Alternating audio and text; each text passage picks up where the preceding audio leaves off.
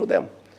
I would not have invited other people to come and join in the Ngemi Festival because those were Kikuyu songs, people celebrating their culture, their identity, and loving it and singing all the way. But there is no one time I refused to engage all Kenyans. In all my meetings, in all the 7 states I went, I had a good town hall meeting with Kenyans across the board. All right. A member of the audience, across of those that you met at the United States, even put this very concern to you. I want us to watch this clip together.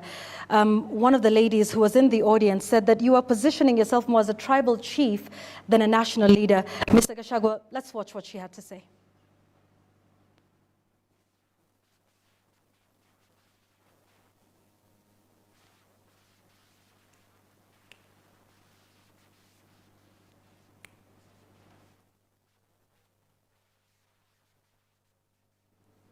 All right, we had a technical issue. We want to fix the sound and make sure that we can all hear that, both you, Mr. Gachagua, and those who are watching us at this moment. And I think she was referring to everything that had been happening with the young people in this country, and perhaps how you were addressing the various communities in there.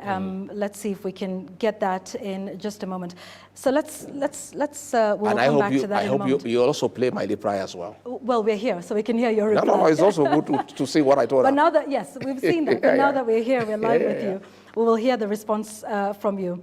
Let's fix that clip and we'll come back to it in a moment. Now, you may be unapologetic about positioning yourself as a champion of regional interests. But as a person who started off as Kenya Kwanza, Kenya First, are you not concerned that you're now Mount Kenya First, Mount Kenya Kwanza? I am a Kenyan and I champion the interests of Kenyans. But I do come from somewhere.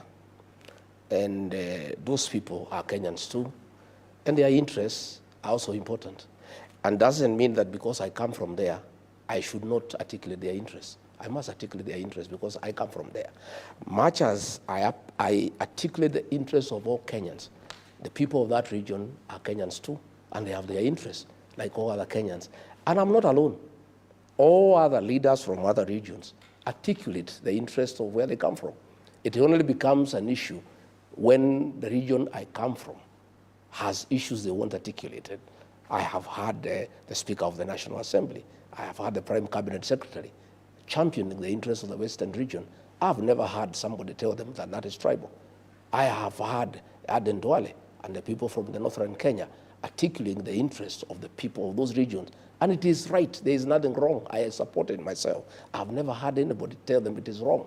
You know, I have had people from the Lake region talking about their issues, about the issues of fish, about the issues of how to make sense and to make money out of Lake Victoria. I've never had anybody had an issue.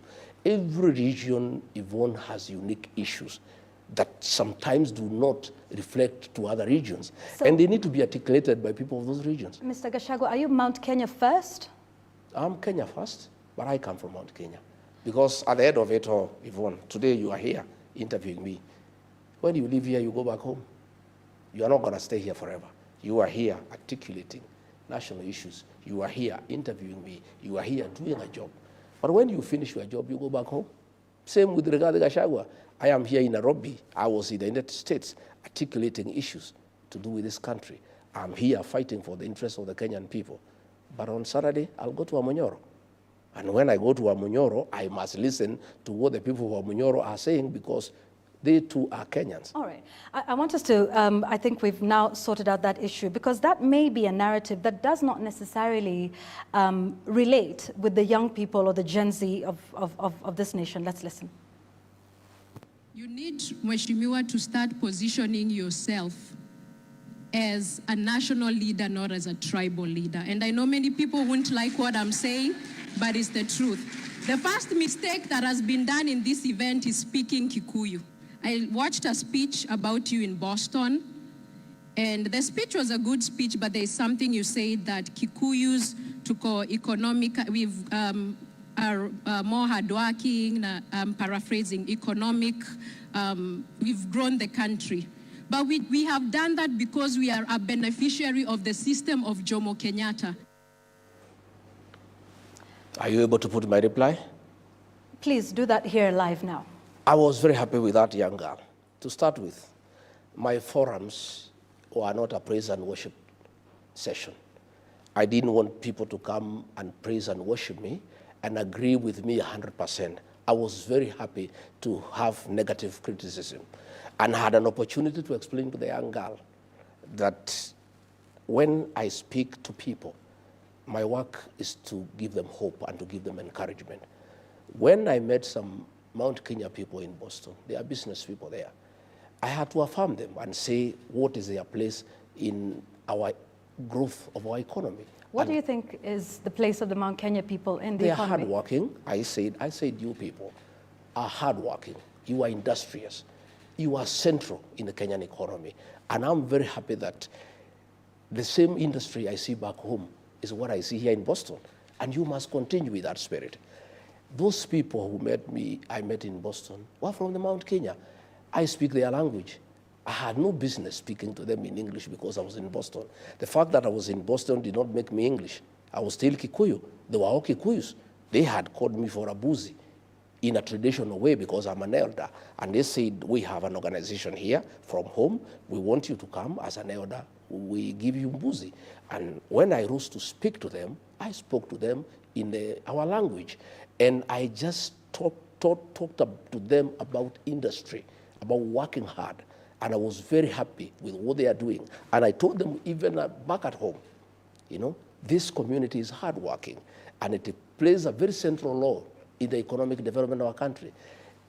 I didn't say that others don't work hard. I didn't say others are not important. And Yvonne, even you are an anchor. When I speak to you as a leader, I must affirm you. I must say, Yvonne, you are a good presenter. I must encourage you to continue. Well, it's not necessary, Mr. Gachagua, but be that as it may, I want us to, the affirmation is not necessary. But I think the question is, do you understand that that is a genuine view of young people who are calling themselves tribalists and leaderless?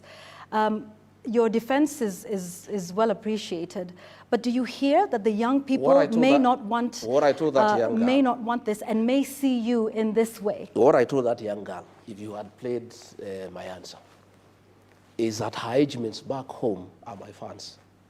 They understand me and they know me and they love me. Are all of them your fans? Many of them are my fans. And the ones who are not your fans, how do you address the issue that they have with that? All of them don't have to be my fans.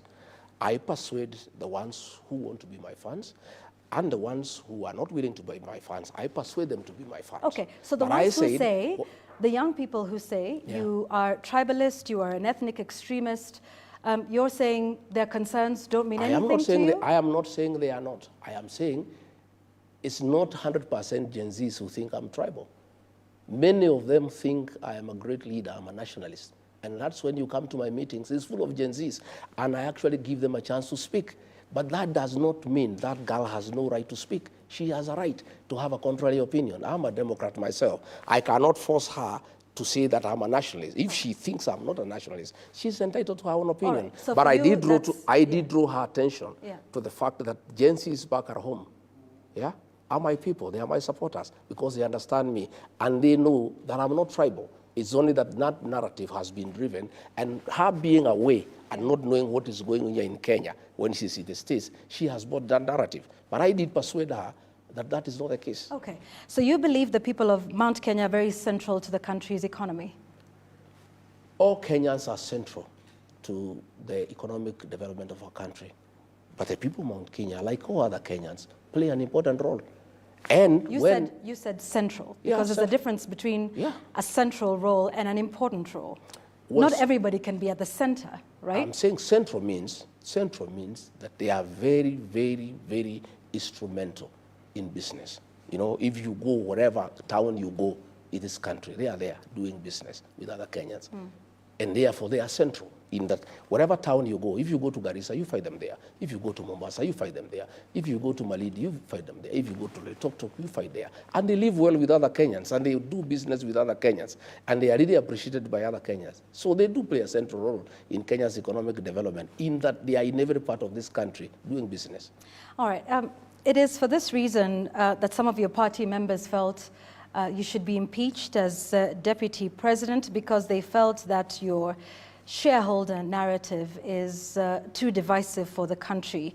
And let me just remind Kenyans that in the run-up to your impeachment, you were vocal about a concept that you called shareholding in government. You explained this quite a number of times on several occasions, where you believed or seemed to believe that development follows particular voting patterns. And you were very specific about how the Kenya Kwanza government should dole out goodies. I want us together to watch what you said about the shareholding narrative in government, and then we can seek some more understanding. Hii serikali ni kampuni na ni ya shares. Si ndio? Ni ya shares. Kuna wenye kampuni, wale wako na shares mingi, kuna wale wako na chache, kuna wale hawana. Sasa nyinyi mliinvest kwa hii kampuni ya William Ruto na Rigathi Gachagua. Sasa lazima mvune. Yule ambaye alipanda atafanya nini? Si mlipanda? Si mliamuka mapema? Mukasema mutaki kusikia mambo ya ile system na nini? Muka-invest, mukapanda, mukapalilia, mukaweka mbolea, mukamwagilia maji, wakati ya kuvuna ndio huu. Najua wengine wananikashifu ati mimi nasema ati wale walipanda wavune kwanza. Iko makosa? Iko makosa? Hata hao watavuna, lakini wangoje. Si wale walipanda ndio wavune kwanza. Wakishavuna wavune, ile tabaki kidogo, wale wakupanda waingie, watafute huko nini, ile tapatikana wachukue, wakwende. Si yuko namna hiyo? Mr. Gachagua, maybe you've never been given an opportunity. I want to do that now. Please explain to us this shareholding concept and how does it work? Even this matter has been taken out of context. Government formation is a process. And a coalition government is formed based on an agreement. I sat down with William Ruto and on behalf of the mountain people, negotiated our expectation from his government. And he negotiated the votes he wanted from our region. And he did negotiate with me that he wanted 70% of our votes. And in exchange, he would give us 40% of the government. It was not written, it was a gentleman's agreement. He sat down with the people of Western Kenya. They were wiser than me. They demanded an agreement. He demanded 70% of their vote. They demanded 30% of government. He sat with Kingi from the coast, and Kingi demanded certain things that will be done when government is formed. I was simply following the honoring of that agreement, that what was promised and what was agreed on must be honored. And I was saying, we made an agreement that we are investing in this government, and this is our expectation. And Yvonne, it is not that it is anything that I was coming out from the blue. It was an agreement that was negotiated, and I was insisting that that agreement should be honored. Other people are not insisting on the honoring of that agreement. I was under a lot of pressure from the people I negotiated on their behalf, that what we agreed on should be honored. And that is when William Ruto turned against me, because he didn't want to honor what we had agreed. And luckily for me, and it's a mistake that I made that I have to live with, I didn't insist on a written agreement. It was a gentleman's agreement. Nevertheless, even a verbal agreement in law is acceptable. Sorry, just so we understand, you say you negotiated on behalf of your people. Yes. What did you negotiate for? Positions, development, roads, coffee reforms, tea reforms, guaranteed minimum return. We did economic charters. with President William Ruto, 4 counties in Kenya. And for the people that I represented, because he came to me because he wanted votes from my region. That is the truth. It was not that because he just loved me or he was my friend. It was quid pro quo, you know. Give me this, I give you this. And he said, Regadi, I want 70% of votes from the mountain. Can you deliver that? I said, yes, I can deliver. And I delivered 87%. And I said, I expect the following. I negotiated ministries of interior, finance, agriculture, water, lands, attorney general, trade. I negotiated all those agreements, you know? And where we started having problems is when he started taking away what we had negotiated. He took away finance. I had negotiated finance, he gave to Professor Ndungu. He took it away and gave it to Joe Mbadi. I had negotiated interior. I had negotiated trade. I had negotiated that and that. Because Vaughan, and that is where many people probably fight like... Although John Mbadi came after you. No, I'm just saying along the way. Okay. That agreement still stands, whether I'm there or not. Is because I negotiated on behalf of our people who voted. All right. And then they delivered. They gave you 7% of the votes. So they are not part of the agreement because the agreement was 70%. So this was on behalf of the people of Mount Kenya? Yes, yes, yes. We don't hear much of the complaints from the people of Mount Kenya about whatever these agreements that were not made. You wouldn't know. Why is there a rebellion in that mountain? That is the issue. It's only that I speak out. Other leaders don't speak out because they have been compromised. I speak out. And why do I speak out, Vaughan? Because I'm the one who entered the agreement on their behalf. I am the one who is taken to task, yeah, by the population. You came and promised us. You told us we vote for this man. Yeah, we are going to have coffee reforms. We are going to have tea reforms. We are going to fight alcohol. Yeah. We are going to do ABCD. We are going to improve the environment for business. Now, things have turned upside down. We are being overtaxed. We are being levied too many taxes. You misled us. So what I was doing is responding from the pressure from the people. Okay. On whose behalf I negotiated with William Ruto. But I took it up with him. Yeah, but what you're saying, I suppose, is perhaps what we've always understood, that our political patterns and our voting patterns are tribal. Let me tell you, Yvonne, it's not tribal. It's coalitions are coalitions. No, but you said, you know, when there was an agreement that was made with you on behalf of the people of Mount Kenya, with Amason Kingi on behalf of the people from his region. So you're making this tacit admission now as former Deputy President of the Republic and a party leader that our voting and our political patterns are based along tribal lines. Coalitions are formed by regional blocks. Okay. Okay? Mm-hmm. And William Ruto sought me out and my people. He sought Kingi, he sought Wetangula and Musalia. He sought everybody else. And that's the nature of our politics for now. Okay, all right. So some then say, and I want us to listen to this clip coming up, that you are simply renaming tribalism, and instead of using the word tribes, you call them shares and shareholding. Let's listen to you defending this again at a different occasion. Niko hapo. Huyu Felix ako hapo. Rais mnamjua. Mimi mnanijua msimamo yangu. Silence on myself. Ya kwamba watoto wakiwa wengi kuna wale kwanza ya kuangaliwa, si mnajua? Sasa huyu Felix ako pale ndio mwenye kuunganisha mawaya. Mambo yetu tumepanga. Mambo iko sawa. Chakula iko jikoni karibu kuiva. Watoto ni wengi, chakula ni kidogo. Iko watoto ya nyumbani, iko ajirani, iko namna hiyo, na nyinyi mtulie. Chakula ikiiva, sisi ndio wenye kupakua, na watoto tunawajua kwa sura na kwa msimamo.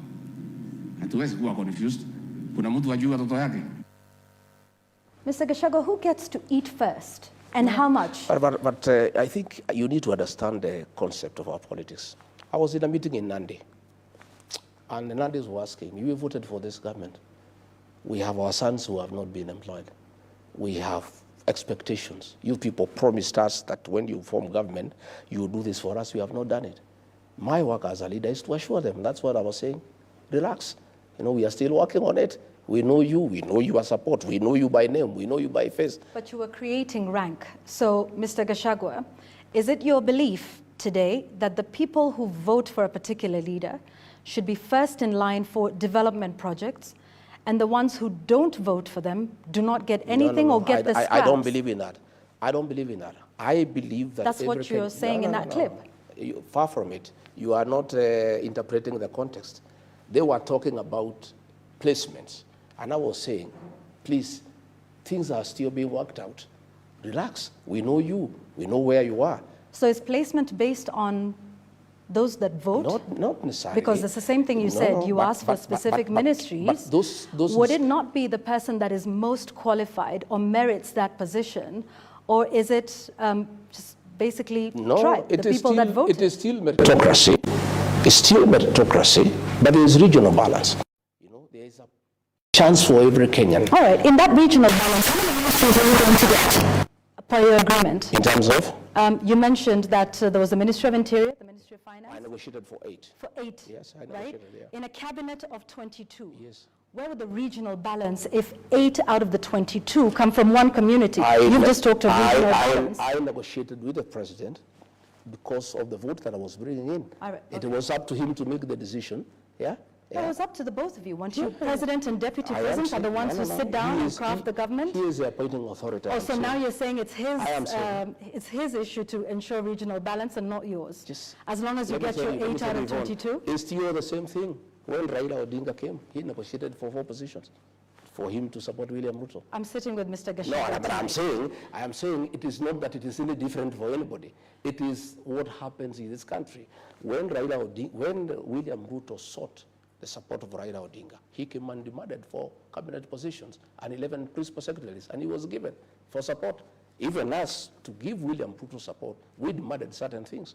And it was upon him to evaluate, take it or leave it, you know? And now that you're out of government, is this a concept that you still believe in, Mr. Gachagua? In terms of? Shareholding?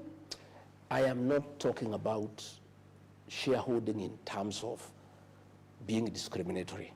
We are saying when we form a government, people must sit down and agree that if we are successful, yeah, we are willing to bring this number of votes here. This is our expectation from that administration.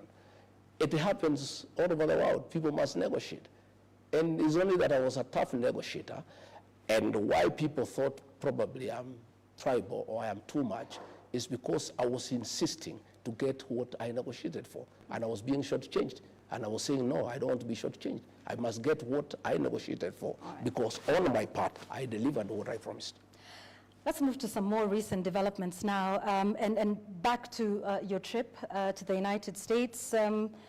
Let's take a look at some of the other issues. While you were there, Mr. Gachagua, you made an allegation that President Ruto met Al-Shabaab leaders. That's a serious allegation, isn't it? I didn't make the allegation. Here you are. Let me take you through. I'll take some time. It's not me. I was simply asking him to answer. Senator James Rich is the chairman of the Foreign Relations Committee in the American Senate, tabled a bill in the Senate asking that the status of Kenya as a non-NATO ally be reviewed in view of the following allegations. Relations with China, that is one. Number 2, relations with Iran. Number 3, government of Kenya and key officials of Kenya with non-state armed groups and violent extremist organizations, including the Rapid Support Forces and Al-Shabaab, participation in the Belt and Road Initiative, and then blocked persons and foreign terrorist organizations, including such individuals and entities based in southern Sudan and Somalia. Again, extrajudicial killings and abductions. I'm not the one who came with these allegations. So when these allegations came and they were in the headline, Kenya is under investigations in the Senate. This is a bill, I've given it to you. President William Ruto replied and said the Americans have a problem with him because he has opened bilateral trade with China, which is good for the country. And that is why the Americans want to review their relationship with Kenya. So when I went to the next meeting, I said, fine, you have answered about China. What about the other allegations? You are being investigated in the country for working with Al-Shabaab, for working with RIS, RSF from Sudan, for extrajudicial killings, for abductions. The Americans want to know why. It is alleged there was a meeting in Mandera. Can you please answer? It is not me who came with this allegation. This matter is before the Senate. Here is what, and I'm looking at this congressional record that you have shared. Yes. It talks about an assessment of Kenya as a financial safe haven Yes. for certain entities, Yes. including certain individuals. Yes. It doesn't name President William Ruto by name. You, on the other hand, are Yes. saying that he met Al-Shabaab Yes, I did. officials? I named because him this is because very different. I named Senator him- Risch, and in this I'm Congress, saying- does not talk I about am President saying- William Ruto I am meeting. saying This it's was talking- your statement. It's talking about Kenya It's talking about and, Kenya. and its officials. And those officials, according to you, are Who President leads William Kenya? Ruto? Yes. Who leads Kenya? Who leads Kenya? And I am saying, I concluded it's William Ruto because I am private. Okay. I am private, and I've said it before, Yeah. on record, that President William Ruto has a working relationship with Hemeti, the leader of RSF. I have said that, and I have evidence. I'm the one who Where is- facilitated the meeting. Okay. Sorry, you I am the one- facilitated the meeting Yes, I did. between President William Ruto? And Hemeti, on his request. Why would you do that? Because diplomatically, a president cannot invite a deputy to come and visit him. And Hemeti, at that time, was the deputy president of Sudan. So William Ruto called me as deputy president and had a letter for me to sign to invite Hemeti. And I went to pick him at the airport and delivered him to William Ruto and started with the discussion. So this I was, have said, So this was an official meeting, yes, right? And in what way does this official meeting then become something sinister? I am saying it was official in quotes, but they were discussing business and trade. What did they discuss? Business, gold. Gold, I've said it before. You were at this meeting, Yes, I was. and you were comfortable with that sort of Of course, discussion I was, happening? initially, I did not know the purpose of the meeting. And once you did find out the purpose of the meeting, because you say you sat in there, What would I have done? That was the president, he was my boss. I said, yeah. and what do you intend to do about this now? Why should anybody believe you? What can I do? I'm asking him to answer All these right, questions. that is different with Hemeti. You also talked about him meeting Al-Shabaab. I am saying, Where is that evidence? Because it is very different from this paper that you have presented I'm here asking. is different I'm asking. from stating I'm asking. that the president, that the president of the Republic of Kenya met Al-Shabaab leaders. Is that still your contention today, that he met Al-Shabaab leaders? And if so, Mr. Gachagua, where did they meet? What did they discuss? Because this is an allegation that you are making. I am saying, President William Ruto answered on the issue of China. He has a mouth. He can answer whether he met Al-Shabaab or he did not meet Al-Shabaab. Kipchumba Murkomen is not a spokesman for William Ruto. Just the way he answered. You are the one, no, Mr. he answered. Gachagua, You Mr. know, Gachagua, Kipchumba Murkomen was Mr. answering Gachagua, me. you alleged that, and now we would just want to I have put understand the from allegation. you. I have put the You have allegation. put the allegation. I have put the allegation. So would you want to provide that with facts? When and where did the President of the Republic meet Al-Shabaab leaders? I am saying William Ruto can answer that. Did he meet them or he did not meet them? Are you saying he met The them? onus is on him. No, the onus is on you. He who alleges must prove. He's the one to ask me to prove, not you. Or you are not his advocate, are you? I'm a Kenyan.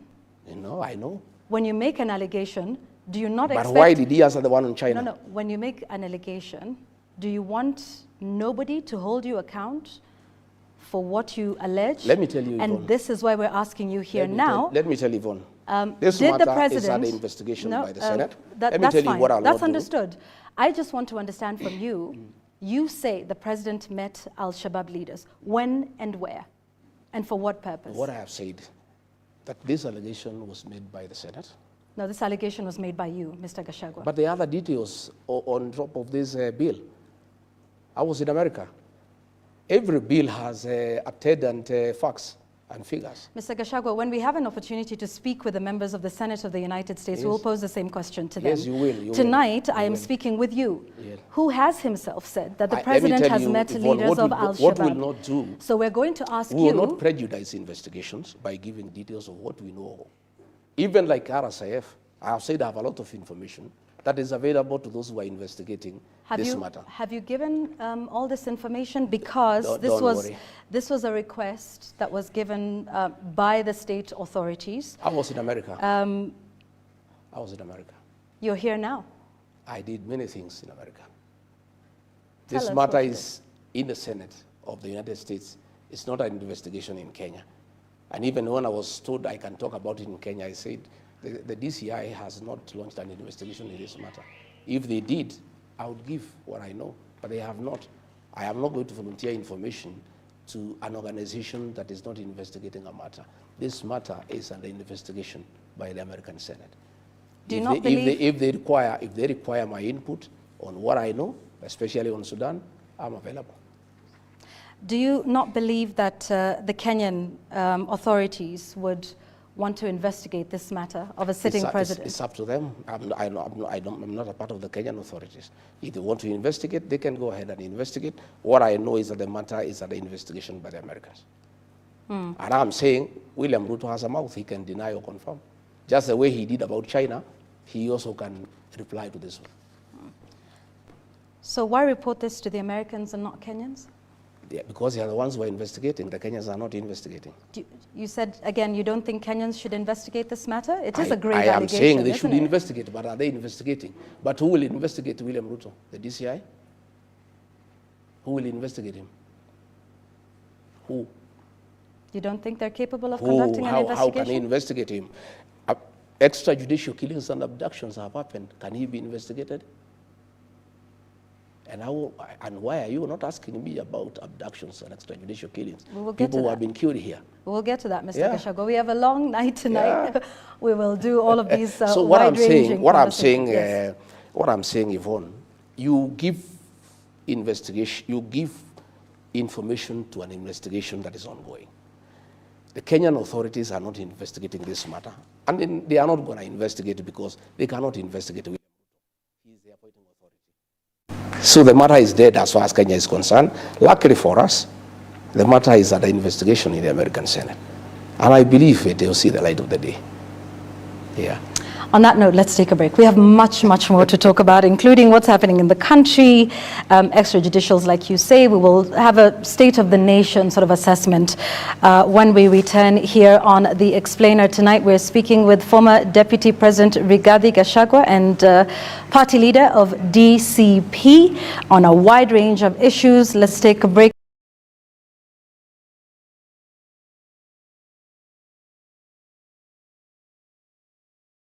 For many years. And even as we speak today, half of Mandela is occupied by forces from Jubaland, you know. And I would have expected these leaders over the weekend, the governor, the senator, the MPs, who are making a lot of noise about Rigiji, to have defended the people of Mandera from the incursions by forces from Jubaland, instead of castigating Rigathi Gachagua. So I wanted to clarify that the allegations we have made against William Ruto, he is not from Mandera, he is not Somali, he is not Muslim. Let nobody drag in the people of Mandera, the people of northeastern Kenya, from our issues with William Ruto. They should leave us alone with William Ruto to have our own war. Yeah. All right. Waswahili wanajuana na vilemba. Okay. You returned last Thursday. Yes. Earlier that week, your former party, UDA, and the Kenya Kwanza Alliance, and Raila Odinga's ODM had a joint parliamentary group meeting. And it was during this meeting that President William Ruto accused the houses, both houses of parliament, of corruption. Now, having been a member of the executive yourself as deputy president, do you share the president's views of corruption at the Senate and the National Assembly? I share his views 100%, but he has no moral authority at all, absolutely none, to talk about corruption in Parliament, because he's the one who has corrupted Parliament day in, day out. William Ruto pays Parliament for anything that he wants to happen. The finance bill, he paid members of Parliament 200,000 shillings. They passed the finance bill, they were in trouble from the public, and when things backfired, he turned around and threw them under the bus. My own impeachment the one you are trying to take me through again here, although I underwent that impeachment, I didn't think it was necessary for us to go through it, had nothing to do with gross violation of the Constitution. It had nothing to do with issues that were raised there. Gladys Bose-Sholei told William Ruto in a public rally, you told us to get rid of Rigiji, we did. You had it. Members of parliament were paid 500,000. Members of the Senate were paid 10 million shillings each to impeach me by William Ruto. He is the one who has taught parliament to be corrupt.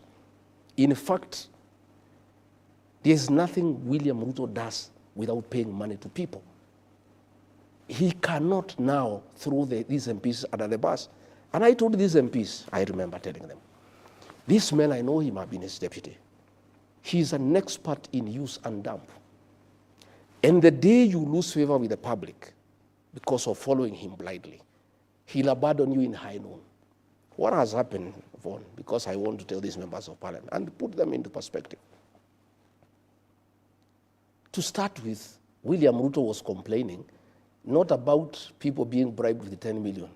He seemed agitated that the 10 million bribe that was given did not reach the members. That's what appeared to be disturbing him. He didn't have a problem with the corruption per se. He seemed pained that somebody has paid 10 million, and he was asking the members of parliament, did you receive the money? And they were there saying, no, we did not receive, which means he was confirming that him and members of parliament have a working relationship, and he was trying to find out whether this bribe reached those people. What has happened, Yvonne, is that William Ruto is in every scandal in this country, and I believe we are going to discuss SHA, we are going to discuss all those issues. And he's in trouble internationally. When I was in America, nobody wants to hear about him. You remember there's an organization that gave him the second position in the world as the second corrupt leader in the world. And he's trying to shift focus from himself and throw it to the members of parliament. He's actually throwing them under the bus to the people of Kenya. He's trying to say there's too much corruption so that people can remove the focus from William Ruto and take it to the members of parliament. That is what he's trying to do. And I told these members of parliament, the minute this guy realizes that you are of no use to him and you are expendable, he'll throw you under the bus. Number two, he said he is going to form a multi-agency to deal with corruption. To start with, that is wrong because we have independent institutions to deal with corruption, EACC and the DPP. William Ruto cannot take over investigations because that is interfering with independent offices and is interfering with the constitutional commissions.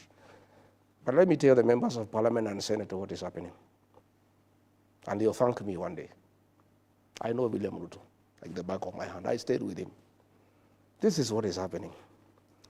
Most of these senators and members of parliament, except from Rift Valley, know that William Ruto is done his one term. And they know if they are in UDA, they will be sent packing. So they have been talking in bars, in social places, saying we are with Ruto to get what we can. Next year, we'll defect. They have been saying we are waiting for the last budget. Once we get our projects, we'll have to align with the people because if we go in UDA, we shall not be elected. William Ruto said he is a consumer of raw intelligence. He monitors all these MPs. You can ask me, I was his deputy. He has a file on each one of them. All this money he was bribing them, he has recordings. Ask me, I was his deputy. There is another senator who went to collect some money from some businessmen from Nakuru. I've even seen the video. You know, he has all these recordings for all these bribes, for all these things the MPs have been doing. William Ruto is a smart man. He knew one day these guys can shortchange him and they can abandon him. So he knows that next year there will be mass exodus. So this multi-agency team he has formed is to collect evidence and create files on all leaders in Kenya. And he'll call them one by one.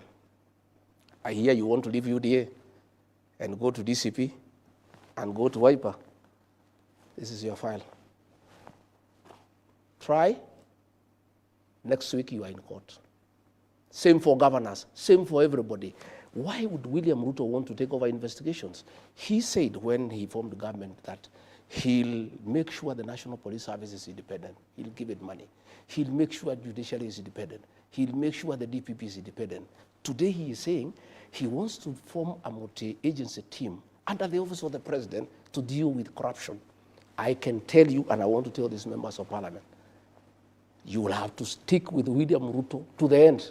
You'll go home together, because the minute you try to move and abandon him, like it happened to Moi in the year 2002, he will have a file on all of you. So all those senators who took money during my impeachment, all those MPs who took money during my impeachment, all those MPs who took money for the finance bill, all those MPs who have been taking money from William Ruto and his cronies for various things in parliament, William Ruto has a file on each one of you, and none of you will be able to abandon him.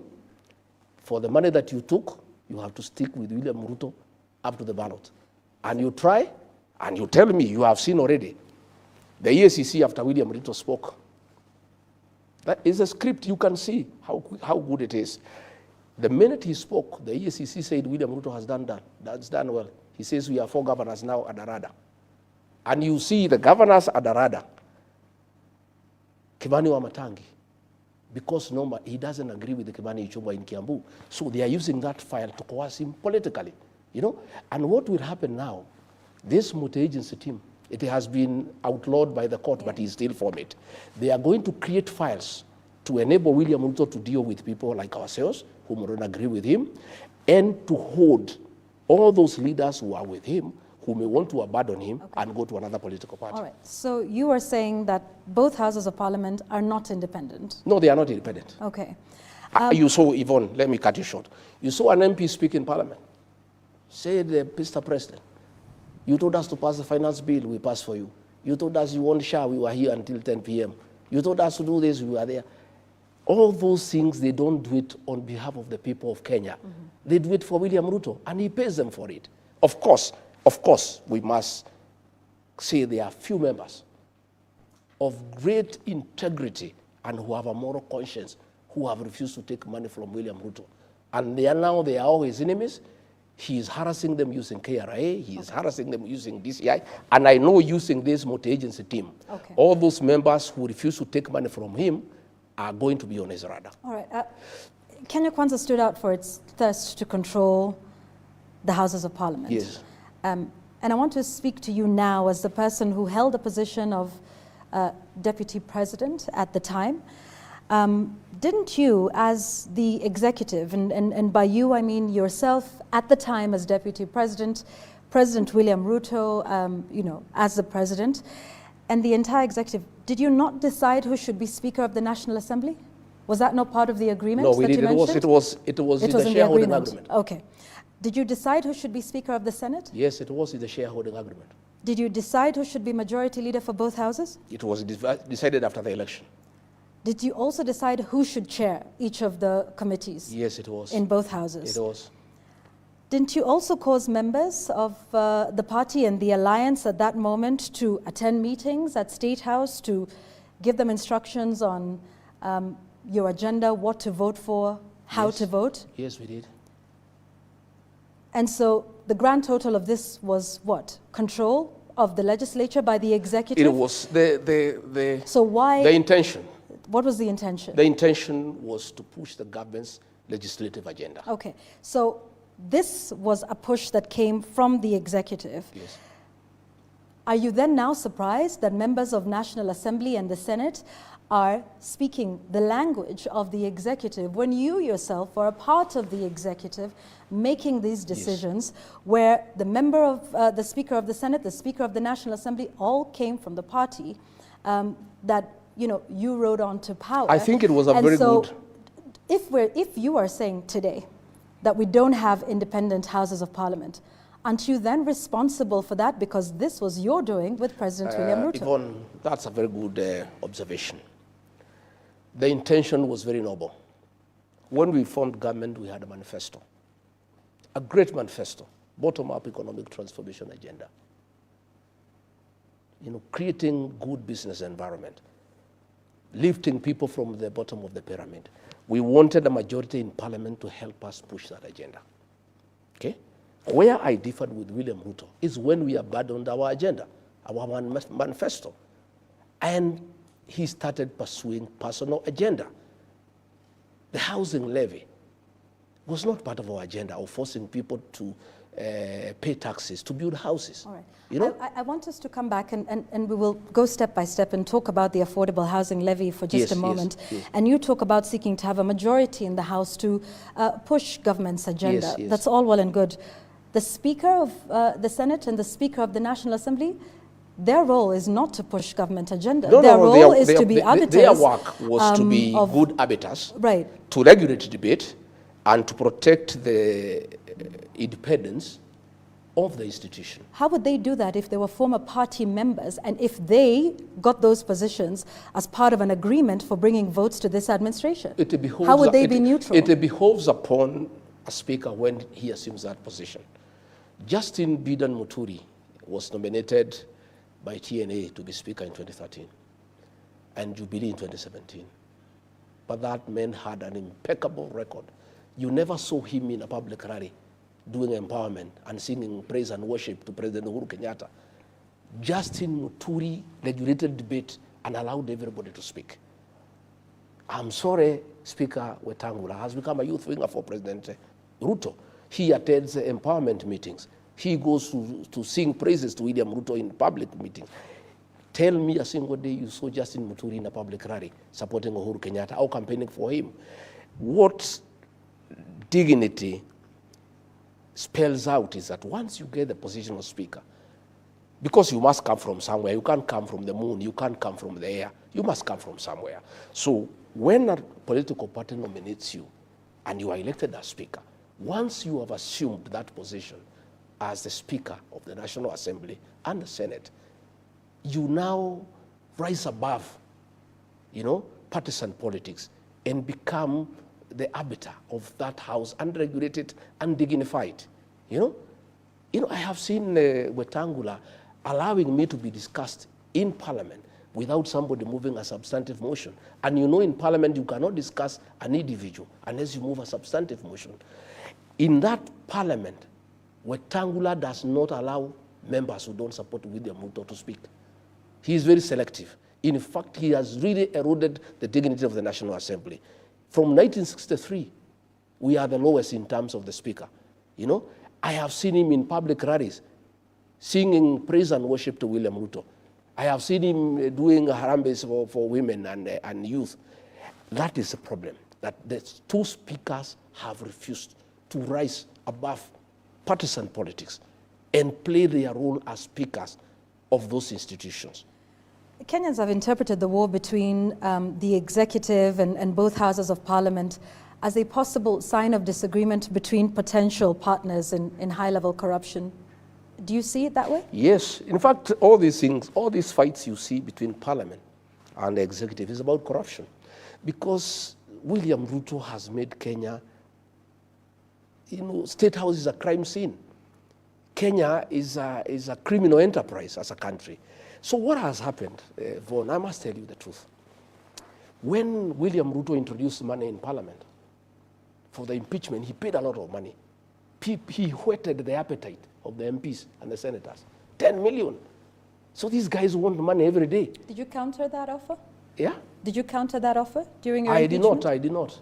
In fact, people came to me and said, Rigi, we like you, we love you, but we are being offered this. Can you give a counter offer? I said, no, I don't have the money. And even if I had, I don't think I believe in this. Just go ahead and do what you must do. Others came. In fact, there is an MP from the coast, a friend of mine, a great friend of mine. He came and showed me the messages William Ruto had sent him, threatening him to jail him if he doesn't sign for me. And he came and said, I have children, my brother, I am crying as I do this, but I have been forced. These are the messages. Another MP from South Rift, a good friend of mine, came and showed me the messages of threats and intimidation from William Ruto. In fact, Okia Omtata, that guy is a great man. When I sent word to him, appealing not to participate in impeaching me, he said, I cannot impeach you And the person I had sent, he asked, did he send you with a counter offer? He said no. He said I will not impeach him. Had he sent you with a counter offer, I would have impeached him because I don't like corruption. You know? What has happened is that William Ruto introduced money in Parliament. Of late, he has shifted focus to ODM and Raila Odinga. And he is spending a lot of his money now with ODM MPs. Now the MPs from Kenya Kwanza are feeling abandoned. And the money is not flowing as much as it was flowing. So they have decided to look for the money from other people. So when the ministers come, put the money here. When PSs come, put the money here. William Ruto, you started it all. Don't complain. This is your baby. You are the one who introduced high-level corruption in the National Assembly and in the Senate. You cannot turn around and condemn what you have started yourself. You are the one who told these MPs that every man and woman has a price.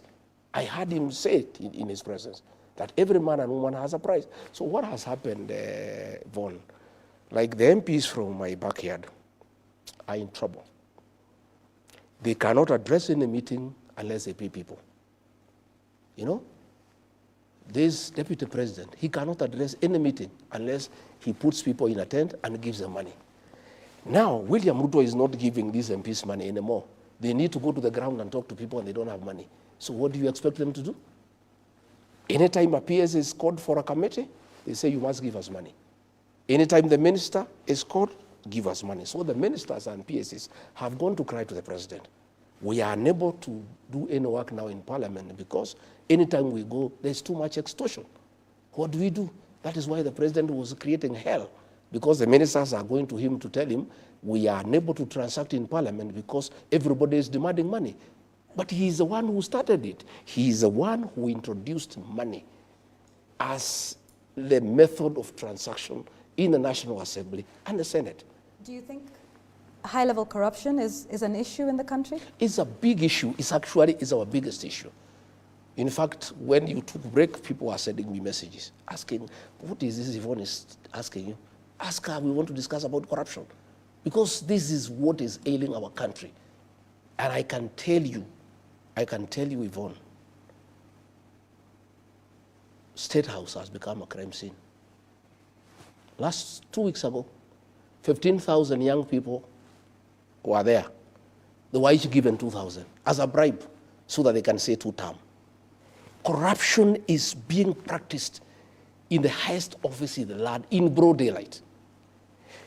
The deputy president is carrying money with sacks, bribing women, bribing young people to say 2 term.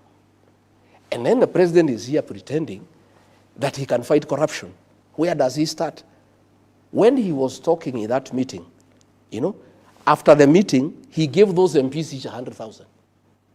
After complaining that they're asking for money for, and he doesn't want corruption, why was he giving them 100,000? Those MPs have salaries. Why was he giving him money? So what I'm saying is, and Yvonne, when we get to the right discussion, we must discuss where we are as a country. It's because, against the advice of Uhuru Kenyatta and many people, that we are going to elect William Ruto and he's a corrupt man, and we'll cry. We are crying. And I myself take blame because I ignored it. I thought it's propaganda. And corruption has become a way of life.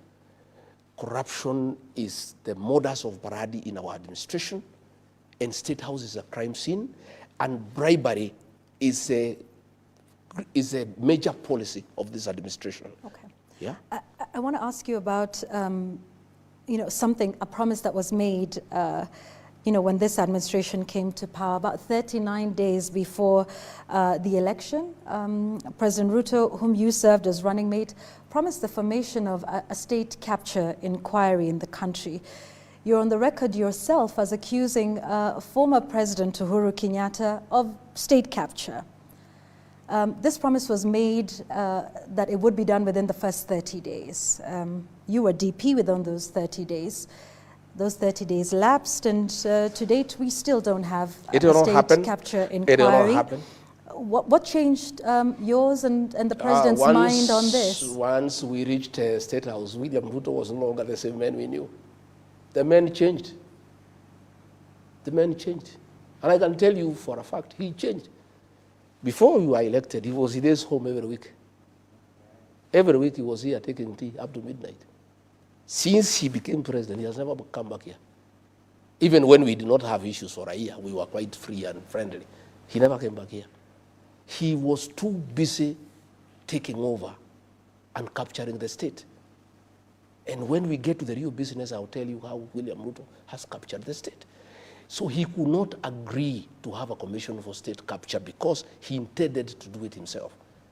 And he has perfected it and actually overdone it to a point that the country is almost crumbling, you know, to a point where now children cannot go to school because there is no money for capitation, to a point where people now are paying money to ghost hospitals, to a point where public money is being stolen and given to the deputy president to go and bribe people in broad daylight without being ashamed. You know what is shocking me, Yvonne, is impunity. You know, a president here is talking about corruption. His deputy every day is spending 10 million every day. You know, money that of course he has not earned, money that cannot come from his salary or his businesses, and everybody knows this is stolen money. And they are doing it with brazen impunity without caring what the people of Kenya are saying. So corruption has become a way of life. So I'm saying, William Ruto, please respect the people of Kenya. Don't talk about corruption again, because that is an insult. Because you are the one who is leading from the front. And you are the one who is setting the example to everybody. You are the one who has inducted members of parliament and senate into corruption. How can you then go ahead and condemn them that they are corrupt? And you say the president is usurping the powers and the authority of bodies like the EACC and the DPP? You saw the chairman of the EACC respond after the president spoke. That tells you, if the chairman of the EACC says the president has done well to allow us, it means then they are not independent.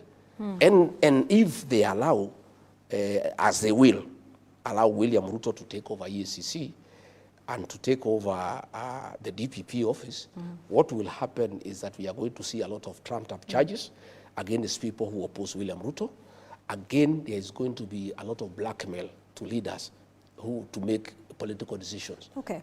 I want to put it to you that perhaps this is something you're saying now that you are outside of government, and that perhaps part of the proof of EACC and the DPP doing the will of the executive was in fact proven in your case. Mr. Gachagua, shortly after the Kenya Kwanza came into office, the charges against you were dropped. The charges against then Cabinet Secretary in October 2022, Aisha Jumwa, there was a corruption case where she was accused allegedly of embezzling about 19 million shillings. There was charges against then Cabinet Secretary Mithika Linturi of attempted rape. All of those were dropped right after the election, right after you took office, right after assumption of office of these individuals.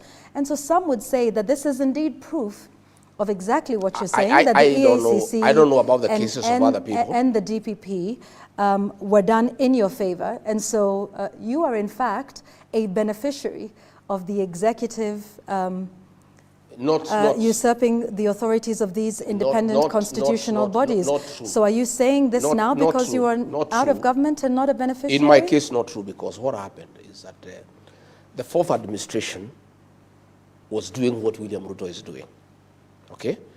It was using the criminal justice system to punish those who are opposed to it.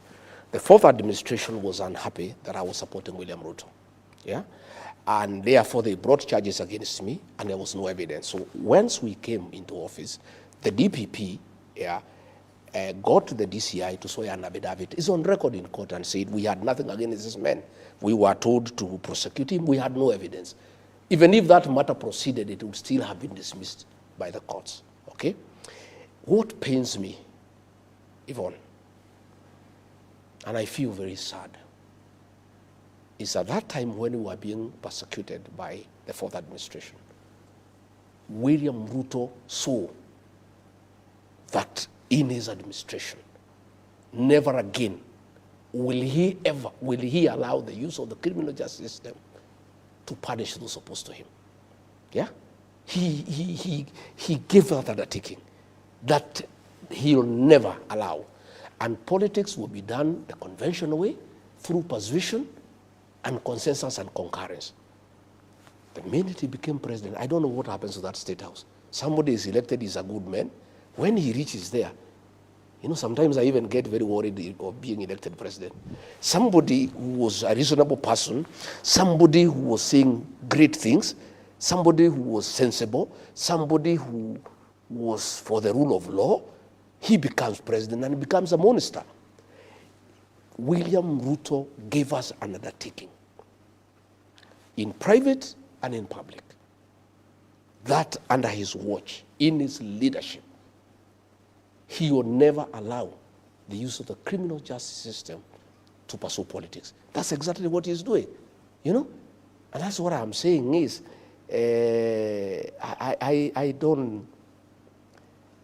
I don't believe he is the same person. Sometimes I think he's a double, because this man used to sit with me here with Pastor Dorcas, and we pray together. And the things he said he cannot do. Kwanzaa, he said in an interview, I will never allow anybody to punish my deputy. I will never allow anybody to lack respect for him. I will never allow anybody to do to my deputy what Uhuru Kenyatta has done to me. He not only did the same, but he went ahead to do what Uhuru Kenyatta never did to him, to pay people to throw him out of office. And this is the same man. So sometimes, I don't know whether he is the same person. Sometimes I get lost. Why do you think, so you're saying the president punished you? I'm saying what he had said he would never do. He not only did it, but went ahead to throw me out of office. Why do you think he did that? Because I could not agree to many things that he was doing. He had wanted a Mr. Yesa. He had wanted somebody to agree to corruption, somebody who can agree to killings of young people. I told him off. I told him no. And I said I cannot agree. All right, let's speak about some of the things that are in the country right now, Yes. and that you seemed to agree with. The Social Health Authority, SHA, something you were a big supporter of, then, now appears to be suffering a series of scandals. At least the Ministry of Health is defending itself, is defending its record, saying there is no fraud at the Social Health Authority. You sat there when this was being mooted. What was the proposal? And do you think, in hindsight, that initially I supported. Yeah.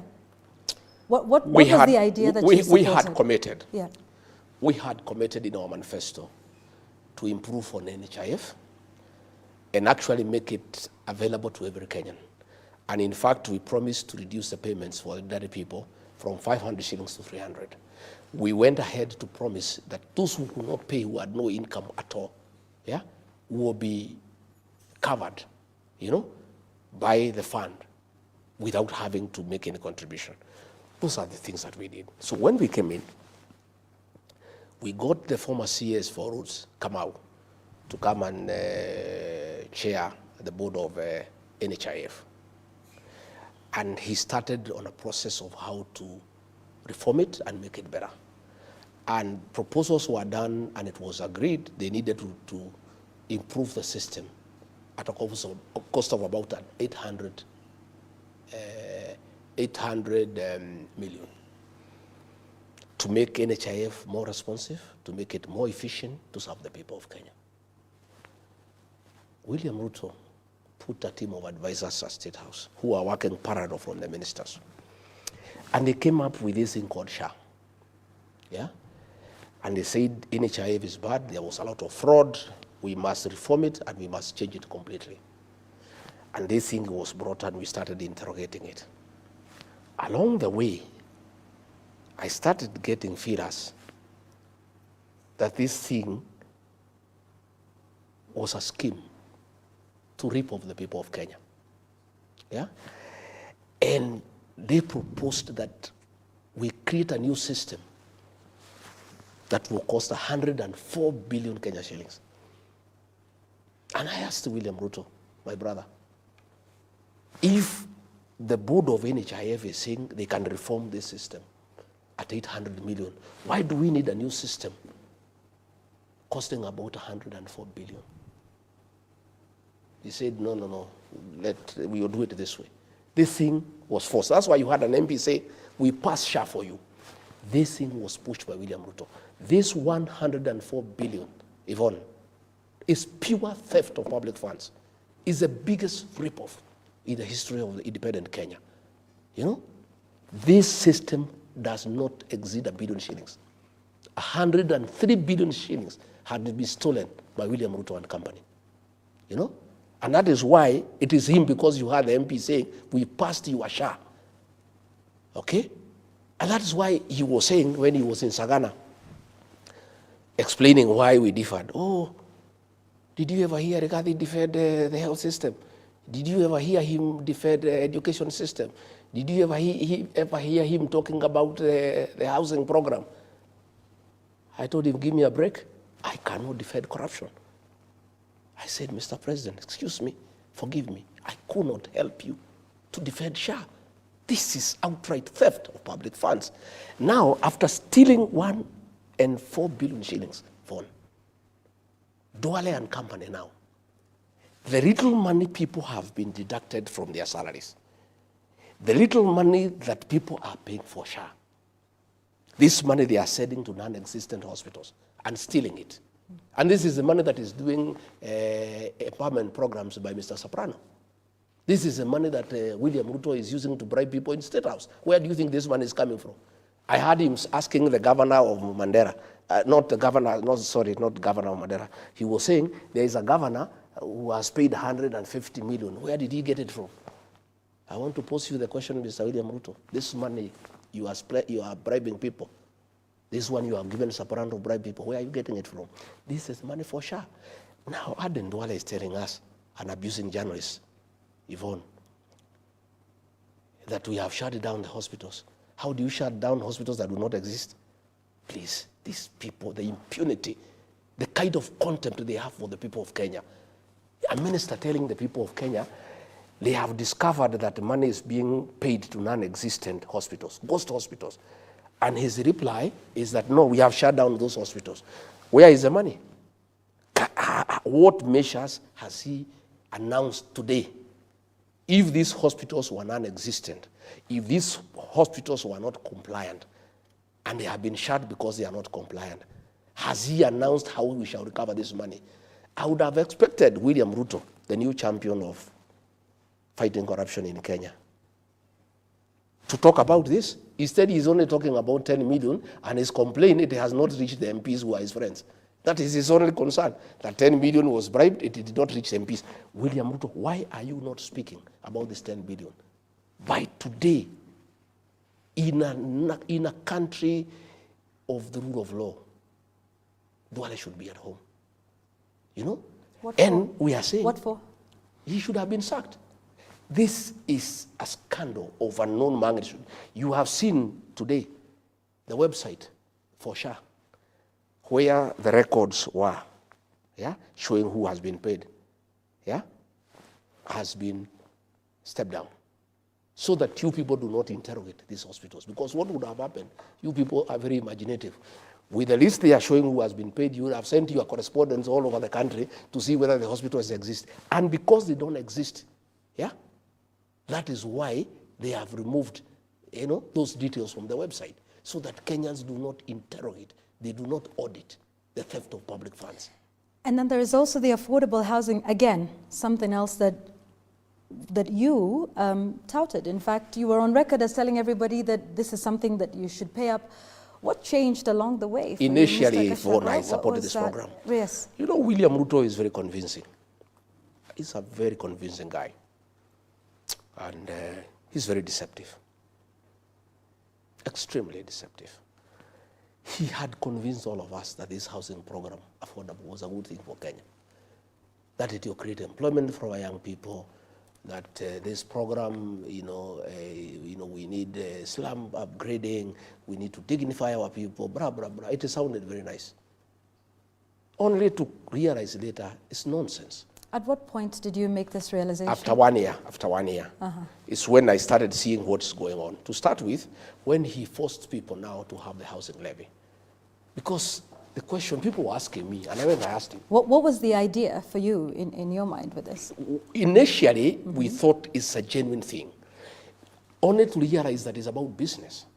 That William Ruto has seen a business opportunity to sell cement, to sell steel, and to sell iron sheets. Again, to partner with developers to make money. And for that program to succeed, it needed a source of money. So he had to create a housing levy so that the money is flowing. And this money has been put in Sidan Bank, a bank that he bought immediately we came into office. Okay? Sidan Bank is level 3, is tier 3. According to the central bank regulations, all money belonging to parastatals and governments must be put in tier 1. Tier 1 is Cooperative Bank, Equity, Barclays, those big banks. But he told central bank to allow Sidan to receive money from SHA and also money from housing. So that bank has grown, from a profit of 300 million in 1 year to 1.2 billion. So I want to understand this. You're saying, so at what point did you realize SHA, according to you, wasn't the idea that you needed? The first 1 year. Housing in the first the 1 first year. 1 year Okay. of our administration is where it started becoming very clear to me that this William Ruto was not a genuine man. He had conned us, he was deceptive, and he's a businessman, and he's not interested in the country. And yet, Mr. Gachagua, you stayed and then got impeached, and it is only after your impeachment that you started to speak out about all of these things, about organizing meetings. I spoke before. So my question to you is, you say you are not a yes man, and that's why the president doesn't like you. Yes. You say you realized that, SHA and affordable housing had issues with all of these. Were you ever going to say some of these things before you were impeached? Yes. Would you have continued to serve in the administration of President William Ruto? I asked you about some of these things a little earlier. You said, well, what could I do? He was president. You could have resigned, Mr. Gachagua, if you have such grave issues. I couldn't have resigned. Why not? The framers of the 2010 Constitution are very wise. Why did they want a president and a deputy elected? So that they can check each other. That's what I was doing. I was checking from inside until a point he couldn't stand it, and he decided to get rid of me. What happened? Mr. Gachagua, you were not very successful with checking him. No, I was. Let me tell you. Let me now. Well, tell us. That's why. That's why. I went to cabinet and opposed the finance bill of 2024. I did. 2023. 2024. Okay. I said no, and it was put on record. And he was mad with me. And I went in public meetings asking the MPs to listen to the ground. It was a way of checking. Because when you are deputy president and there's a finance bill, and when people ask me, what do you think about this finance bill? I say, listen to the ground. The people did not want it. I told the MPs, listen to the ground. And the president was mad with me. Finally, when it came to cabinet, I went and opposed the demolitions and evictions of Nairobi River. If you remember, it was one of the charges in the Senate against me. I opposed when I was deputy president. I did not oppose when I left office, Yvonne. I opposed when I was in office. And it was a charge of insubordinating the president because of saying no. Our manifesto was clear that we shall never carry out demolitions and evictions until we have settled the people. Okay. When the Gen Z protests came, Yvonne, I want to put it on record so that we are speaking from the same page. I opposed abductions and killings. And when the president insisted, and our kids were shot and killed on June 25th, 2024, on the 26th of June, as deputy president, I called a press conference in Mombasa and castigated President William Ruto and the Director of National Intelligence Service for abductions and extrajudicial killings. I am not doing it because I'm outside, Yvonne. I was doing it from inside. And that is why the president now could not stand it anymore. In fact, it's after my press conference on June 26th is when he made a decision he must get rid of me. And it took him about 4 months. He started putting things into motion. And I told the president, I think it was on June 22nd, when I saw the operation order, what had been planned, the killings, the abductions, I went and I said, Mr. President, I am a parent, you are a parent. I have 2 young boys, you have young children. How can we cure these people simply because they are saying the finance bill is not acceptable? Why can't we listen to them? He said, my friend, you are in government, you do what we are saying. So the subsequent meeting for National Security Council, I was not invited because I would have opposed the operation. So when it happened, on June 25th, the president called a press conference at night. He did not invite me, and he said this was treasonous, these are criminals, they'll pay for it. I was mad because I knew these children were innocent, and they were simply clamoring for their rights and the rights of the people of Kenya. And what happened, Yvonne, is that nature abhors vacuum. The minute the president captured parliament, the minute he compromised Raila Odinga, there was nobody else to speak for the people of Kenya. And since nature abhors vacuum, the Gen Z just came up, because that's the way nature operates, and they started speaking for the people of Kenya. So I made a decision. I flew to Mombasa. I called a press conference, and that marked the end of the relation between me and President William Ruto. We never spoke again. We would just pretend we are speaking, but we never met one-to-one. We never spoke on telephone. We were speaking on messages until the day I left office.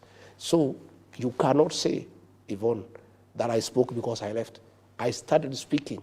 For 1 year, I was speaking from inside. And that's why he was accusing me. You know, he was telling me to defend Adani. I told him I will not. He says, go to the TV stations and defend the university model. I said, I will not, because the thing is not good. You know, I was in a funeral in Kitale, and the Senator for Kisii, Richard Oyonka, really attacked the government because of Adani. And I spoke last. I did not say anything. I talked about other things. I left. And the president's PA called me all manner of names. Wewe ni mujinga sana, you are very stupid. You are deputy president, you spoke last. Somebody has attacked the government and you cannot defend. What kind of a deputy are you? I said, my friend, tell the president to call me and tell him I cannot defend corruption. Adani is corruption, I will not defend. Then he said, utatuona. The rest is history. Yvonne, I am a credible man, I'm a man of honor. And I was prepared to face the consequences of standing with what is right and what is true. I want us to speak about those protests for a moment and the state of rule of law and order in the country. Since those protests, there have been the abductions, there have been the killings, and there's also now an attempt at charging some of those who are involved in the protests using terror charges in the terror charge sheet. What are your thoughts as to where we are now, the state of the nation now, following the protests, in terms of, you know, the state of the rule of law? There's been talk and questions of having dialogue at this point. What is your thought on the state of rule of law following, you know, everything we've seen with the protests in the country, and what the way forward or the way out of that impasse looks like? Yvonne, I saw the president gazetting Katiba Day, you know, and I was flabbergasted as to how foolish William Ruto think the people of Kenya are. Katiba Day, he has violated the constitution from the first chapter to the last one. Freedoms in the Bill of Rights have been taken away from the people of Kenya. These young people who were abducted, they were within their constitutional right to question government. Yet, and I have said many times, when the Gen Z started becoming very vocal, the president authorized the formation of a killer squad of 101 officers from the administration police who were seconded to the National Intelligence Service and given very high-skilled training in abductions, killings, and cover-up. And that is a squad that has caused havoc in this country. And it works under the National Intelligence Service. It was authorized by William Ruto. That is a squad that is responsible for gross violation of human rights. And what is sad, Yvonne, and this matter was raised with me in America, and I heard Akina Wetangula saying I went to talk bad about my country. I never talked bad about my country. I love my country. Kenya is a great country, and I told the people in America as much. But we have poor leadership. We have bad leaders. What is shocking, Yvonne, is after all this, a president who is elected by the people, a country with a constitution, a country that has a very strong Bill of Rights, can publicly issue orders for people to be shot in the leg and then taken to the hospital on their way to jail. It's a level of impunity. And I'm very happy that in the bill in the Senate in America, that issue has been raised, abductions and extrajudicial killings. Yeah? So what is happening again when we had the last protest and Sabasaba?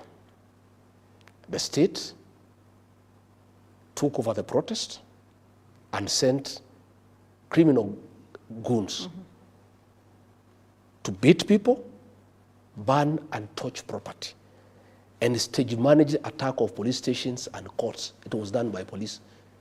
And then arrested innocent young people and charged them with terrorism. You know, that court in Kahawa is a specialized court to deal with terrorism, a very serious crime that needs to protect our territorial integrity and make sure that the country is safe.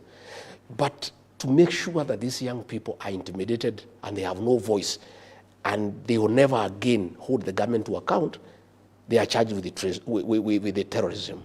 So as we speak, we are at the lowest in terms of violation of human rights. And that's where the Americans are having a great problem with us. And we have never reached where we are. And the situation is coming from bad to us. And it is laughable that the president, ahead of his address to the United Nations, he's going there to the United Nations General Assembly.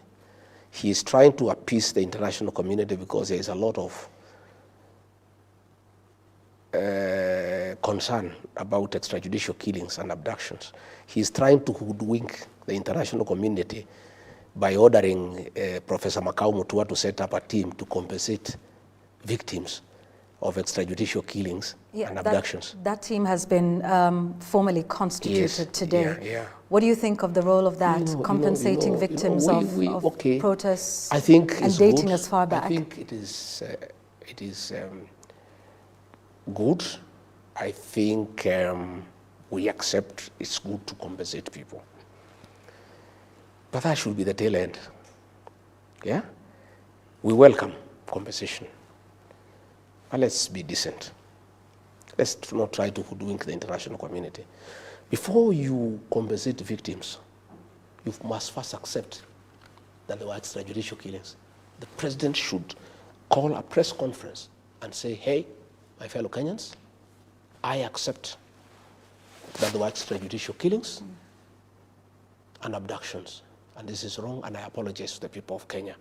And I say pole to the families and the people of Kenya. Number two, I have ordered the disbandment of the killer squad of 101 officers who have been abducting young children and killing Kenyans.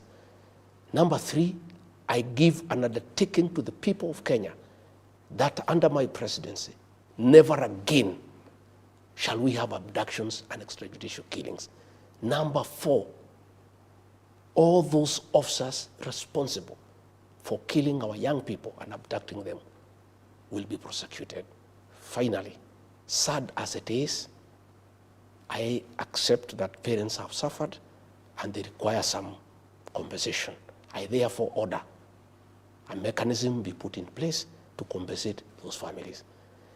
And Yvonne, government cannot compensate people it has killed. We must give it to another neutral body, like the Kenya National Human Rights Commission. Because what is happening is we have a petition before the ICC. If government identifies these victims, then we will not have witness protection. These victims will not be able to give evidence against William Ruto and the government. So this is a scheme to get to know who are the possible and potential witnesses for cases of crimes against humanity that we are taking to The Hague. So we are saying, if William Ruto is genuine, he must do what I've told you. He must first call a press conference and own up to the killings and the abductions. All right, before I Two, move, even he must disband that killer squad that has been doing it. okay. And then he must degazette that team, pass this responsibility and the funds Okay. to the Kenya National Human Rights Commission, which is neutral. Because how do you get people who killed your child are the same people who are coming to compensate you? Even in terms of the way you relate. You know, the same person who shot your child is the one saying, oh, Mama, I'm sorry we killed your son. Yeah? Here is 100,000 to compensate you. How does it work? Let us have an independent body, the Kenya National Human Rights Commission, to be able to do it. I want to talk about, and to switch gears a little bit and, talk about some politics for a moment and maybe go back to your return from the United States. You've been having the, what you call united opposition. Mm. We didn't see your colleagues at the airport to welcome you back. They were not supposed to come. Okay. This was, I was just coming home. Mm-hmm. And I think when Kipchumba Murkomen threatened to arrest me, my supporters decided to come to the airport to make sure that I'm safe. Mm. It was a family affair. Of course, the government organized to attack me, and those were policemen in civilian, accompanied with guns. They actually wanted to kill me at Pipeline. They took a big boulder and dropped it on my car. You know, I escaped death by a whisker. I think they wanted to kill me, and what Murkomen should know, that if he had killed me, there will be no country. There will be a civil war. And I don't know whether they know what they are playing around with. This country, where it has reached, people should not have such jokes. Those are jokes that are not good. We have a country. We have a country, Yvonne. And myself, what I did, we were supposed to go through Jogoo Road all the way and greet people in Kamukunji. Yes. Me, I'm a very responsible leader. When I assessed the situation, and I realized that a lot of force had been mobilized, policemen in civilians with guns, accompanied by goons with knives and pangas and rocks, and a civilian aircraft with policemen was hovering in the air and coordinating with the civilian officers on the ground, giving them our movement. Like I wanted to pass through express highway. The police blocked me so that I go to where the trap had been set. When I analyzed the situation, I said, let's cancel going to Jogoo, because I don't want people to die in my name. Mm. I don't want women to be hurt. Even journalists, your colleagues, ask them, you were with them there. They were beaten. Their cameras were taken. The money was taken from them. They were threatened with the knives. A lot of violence was meted against us, and it is a threat, by the way. Even I heard the minister say, no, we were not aware of their movement. Yet he was saying 2 days before, we have credible intelligence, there will be violence. Of course, he had credible intelligence, there will be violence, because they are the ones who are organizing the violence. He was predicting the same violence that he is organizing. So what I'm saying is, when I was away, they were trying to say when Rigiji is out of the country is peaceful. But my team went to Murang'a. They were attacked by police with guns and guns. Again, they went to Gilgil. They were attacked by police and gangs. They went to Subukia. The violence that we have seen against DCP and myself is being carried out by the state. And I must say today, because it's important, I cannot report William Ruto to the police because they are under him. I cannot report the police to themselves. I cannot report Murkomen to the DCI because he is under him. So in the situation that I face with my members, I can only report them to the people of Kenya. Sometimes I hear Ruto saying, oh, go and write a statement. We write a statement to who? How can you go to report William Ruto to the police? How can you go to report Kipchumba Murkomen to the police?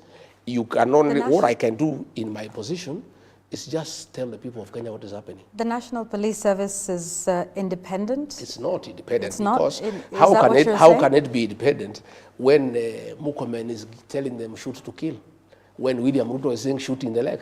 They are just pretending that they are independent. They are not. That guy called Douglas Kaja, he is from my home. And I told him the other day, you are a potential customer of ICC. Remember what happened to General Ali. William Ruto and Kipchumba Murkomen will use you. What is happening? I told him, Kaja, he's from my village. One of these days, you'll be in ICC. I want to tell these county commanders in Nairobi and elsewhere that we have set up a team to document all these violent activities. We have, like now what happened in Nairobi, we have documented it. The county commander, Nairobi, the sub-county commander, Embakasi, when we form government, they'll have to answer. Because why are they allowing police and goons to attack people? The county commander, Muranga, the sub-county commander, Kegumo, the sub-county commander, Gilgil, Subukia, we are documenting all these excesses. When this administration goes, and it will go, I want to assure you, there's a new administration. You will be held to account. So, and what happened in Central Police Station is a living example and testimony. The DIG Langat told people to torture Albert Ojwang. DIG has been absolved from blame. He's going back to work this week.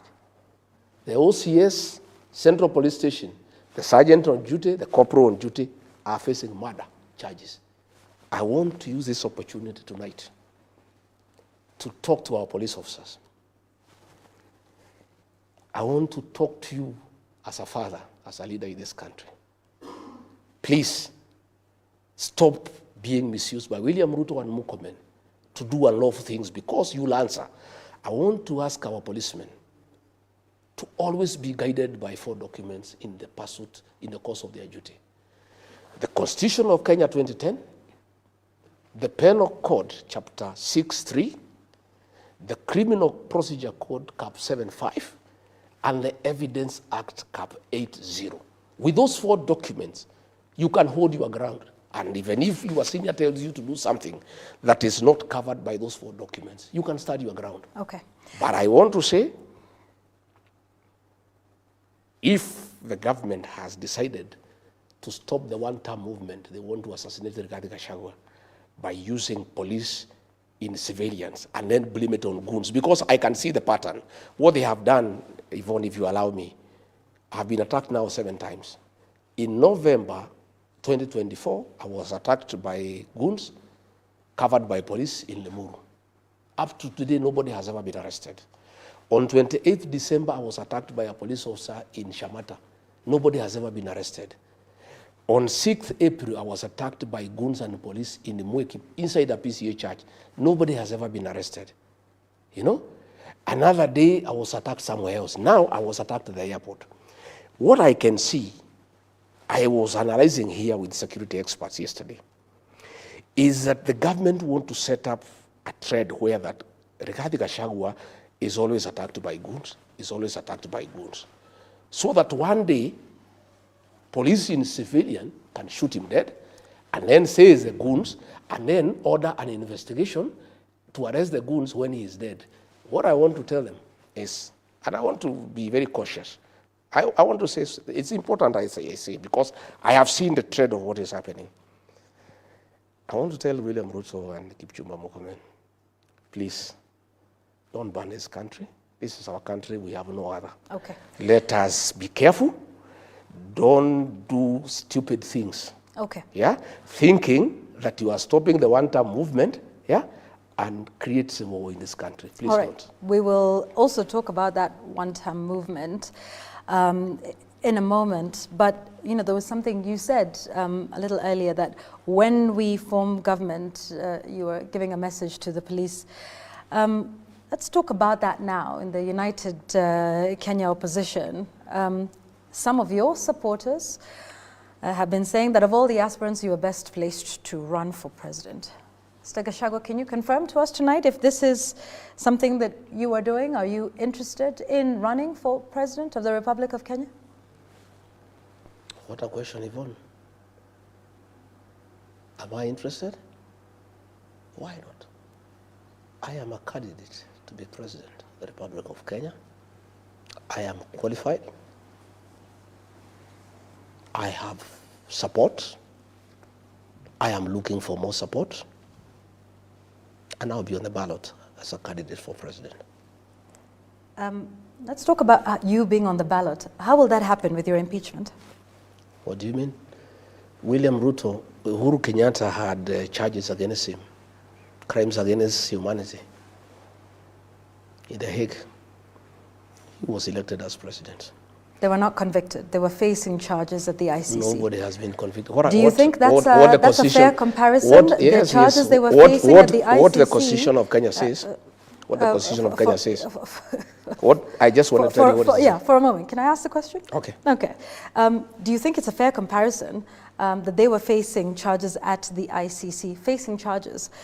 You, on the other hand, based on the laws of this country, faced charges at the Senate and were found guilty of some, not all, but enough to impeach you as deputy president. John Weluke, the MP for Sirisia, was convicted and jailed for 74 years, okay, before the elections, okay?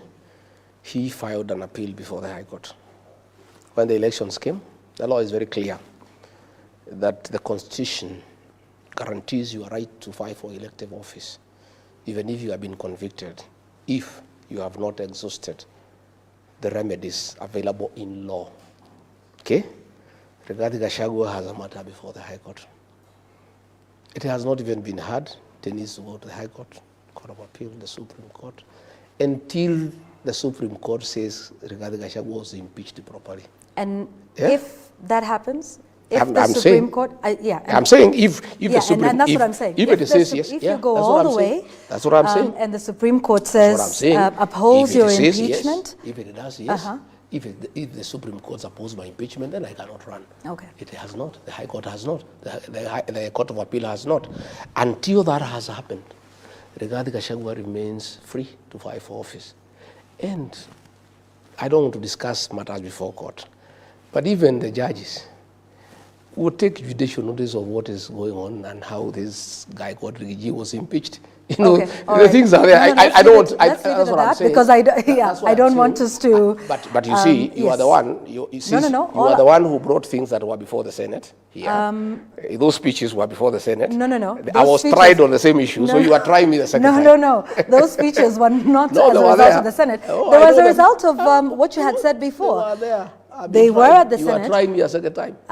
Was I trying you a second time? Because you were asking me to make comments on matters I've already made comments before. No, we're holding you to account for statements that you make, Mr. Rigathi. Before I exhaust all the remedies available to me by law, and you know the law is very good. It gives somebody enough remedies so that you get fairness. Fairness, okay. All right. Let me tell you what they say in law. They say it is okay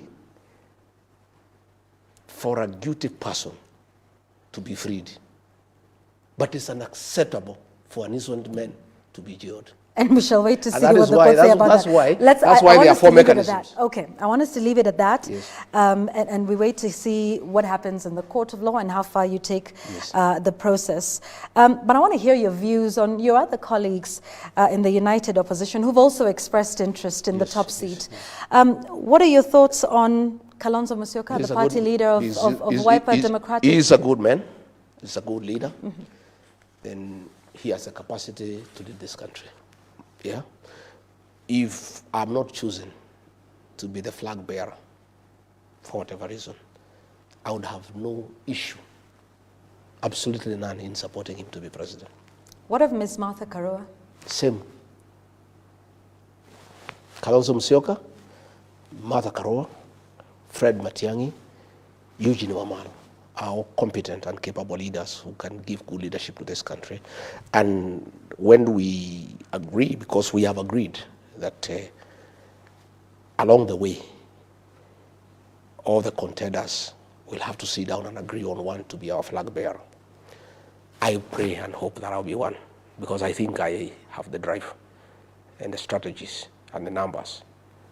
And knowing William Ruto, because I know him well, I think I'm the guy who is best suited to take this guy home. Is unity possible? So, in case, Is unity possible? It's not. Or will we see everyone pulling in their own direction? It's a must. We have no choice. The people of Kenya have told us, in no uncertain time, they don't care who. They want one candidate to face William Ruto. We have a responsibility to restore this country We have a responsibility to bring an end to extrajudicial killings and abductions. We have a responsibility to bring an end to corruption and misappropriation of public funds. And that can only happen when William Ruto is one term.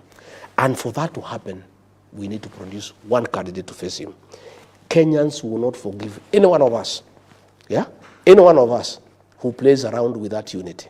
And I can tell you, all of us have committed, and I will be persuading my colleagues that we publicly sign a pact with the people of Kenya, committing that all of us, each one of us will support whoever is picked, and none of us will go astray. So that whoever goes astray, will be a traitor to the Kenyan cause. So there will be unity, there will be one candidate, and I believe and I trust that candidate is the man seated opposite you tonight. Let's talk about that election that would, the general election in 2027. We now have a fully constituted Independent Electoral Boundaries Commission. What are your thoughts around the commission? Are you confident that they have the capability and the capacity to run a free and fair process? And we'll come back and talk about the by-elections in a moment, but I just want your first thoughts on the commission, the new commission. I am not very happy with the way it was picked, but nevertheless, it's in place. What aren't you happy with? Because there wasn't, I could see there was some consultation between Raila Odinga and William Ruto, who were on the same side, and therefore there was no concurrence with other people. But be as it may, the way I understand the Kenyan politics, and by the way, I'm a student of political science, and I've been around for a while in all these elections. I did my vast voting, I think, in 1979, and I participated in all these elections. And when electoral laws were changed such that votes are counted at the polling station, and the ruling by the Supreme Court in 2013 that polling station results are final, it made rigging of elections next to impossible. I want to assure the people of Kenya that nobody can steal our elections. And all we ask the IBC commissioners is to fast track and hasten voter registration and do good preparation for the general election and make sure that they make all the materials available and they put all the logistics that are required into place. And that is their role. The rest they leave it to Kenyans. Kenyans will wake up early and they will make a decisive decision. And I don't think anybody will interfere with the will of the people. All right. Before the general election, there are some by-elections that are coming up. Is DCP planning to field candidates? Yeah. DCP is a national party and will participate in our elections, including Banisa in Mandera. Yeah.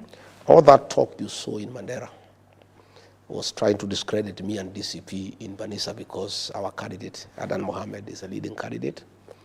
And the people of Banisa want to elect a DCP candidate because they want somebody who can speak for them. Because UDA people are praise and worship choir members of William Ruto. And we have a candidate in Mbeere North. We'll have a candidate in Magarini. We'll have a candidate in Malava. We have several wards across the country. We have a constituency in Ubuja, in Siaya. We are going to have candidates in all those elections, and we are going to put up a hard fight. Yeah. President Ruto has pushed back on your campaign, your one-term campaign, saying your only interest is to remove him from office and that you're not offering an alternative. Of course, he's on record as saying, okay, so one term, then what? Do you think he raises a valid point about you actually offering an alternative beyond the slogan, one term? Vaughn, did you expect William Ruto to give us a hug for wanting to remove him from office? Of course, he can't give us a hug. He knows one term is lethal. And he's complaining about sloganeering. He's calling it slogans. Mm-hmm. His people are trying slogans of 2 term. What we are saying is, Yvonne, if you go to hospital and you are feeling unwell, the doctor must do some diagnosis and decide what is the problem. And if they find you have a bacterial infection, and that bacteria has caused so many other problems, the doctor first fight with the bacteria so that you can deal with the other resultant issues. What we are saying, and we are very clear in our mind, is that where we are as a country, for abductions and extrajudicial killings to come to an end, William Ruto must leave office. For us to stop corruption and theft of public resources, William Ruto must leave office. We are saying for us to restore our economy and create a good environment for business, William Ruto must go home. We are saying for us to bring an end to state capture, William Ruto should not be in office. For us to restore the health system and do away with this SHA nonsense, he must be out of office. We are saying for us to restore our education system, bring back free primary education, make sure there is capitation, William Ruto must leave office. That is where the one-term thing comes from. That before we can even make the changes that we desire, the first thing is for him to exit. And that is why he's complaining and asking us for an alternative. We have very many alternatives. We have a very good program for healthcare, that we need to reform the NHIF the way it was and make sure that people have healthcare. We have a very good program to encourage agriculture, including in northern Kenya, in terms of irrigation. Yeah, we've got a very, very good program on how to create a conducive business environment for people to trade. We have got very good ideas on how to deal with the public debt. We have all those very good ideas, and they'll be coming up in our manifesto. But we are saying for all those things to happen, yeah, Ruto must leave the scene, and it is not our business to make him happy. By the way, we are not in the business of making him comfortable. We shouldn't do what he wants. Why does he want to set the agenda for us? And he is asking us to give us our plan. We are not going to give him. Yeah, and by the way, we had a good plan. We just need to improve it. If the plan we had, the one he had given us, was implemented, we will be in a good place. There are very many good plans, but they require implementation. But it's not for him to set agenda for us. It's not him to tell us what is our plan. It is not him to tell us what is our agenda. He has his agenda of stealing public funds. He has agenda of abducting children and killing them. Let him continue with what he's doing, as we have our own plan, and we'll implement it at the right time. But for us to achieve all those things, we must mobilize the people of Kenya to send him home.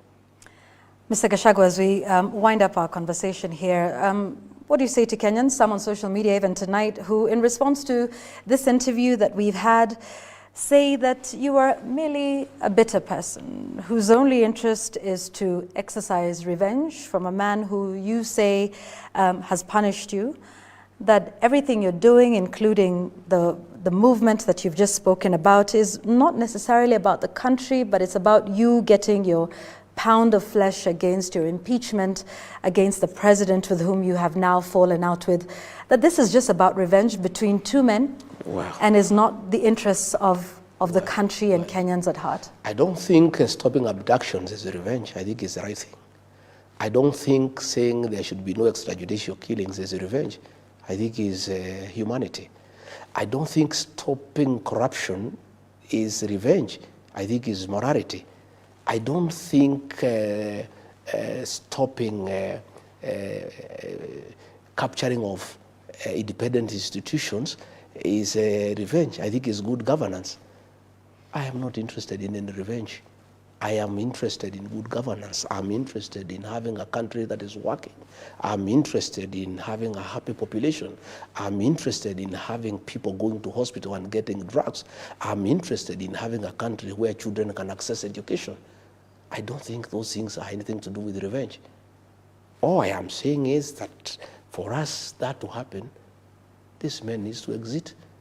It's not revenge, it's necessity. It's necessity. It has nothing to do with revenge. I'm not a vengeful person, and I'm not interested.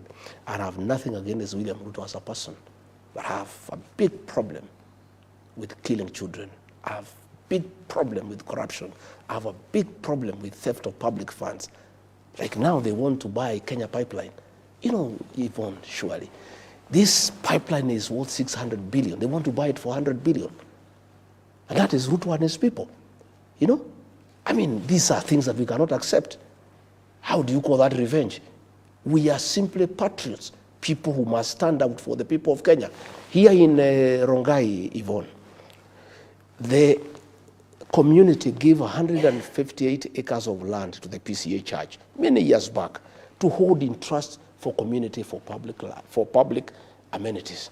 The PCA Church have been doing it. William Ruto has gone there and without any public participation, without talking to the church, hived 40 acres to put up 2,000 units affordable housing. And it's not even affordable housing, they are commercial houses by private developers. We cannot accept that. His own family, they have gone there. They want to put up a private stadium, one of his sons. We cannot accept that. How do you call that revenge? I am simply a courageous leader who is standing up for the people of Kenya. And not many people are courageous. Let me tell you, Yvonne, what I have undergone myself, the humiliation, the persecution, the brutal attacks by police and goons, not many people can stand it. You know, I'm a man of a kind, but I've decided to do it for my country.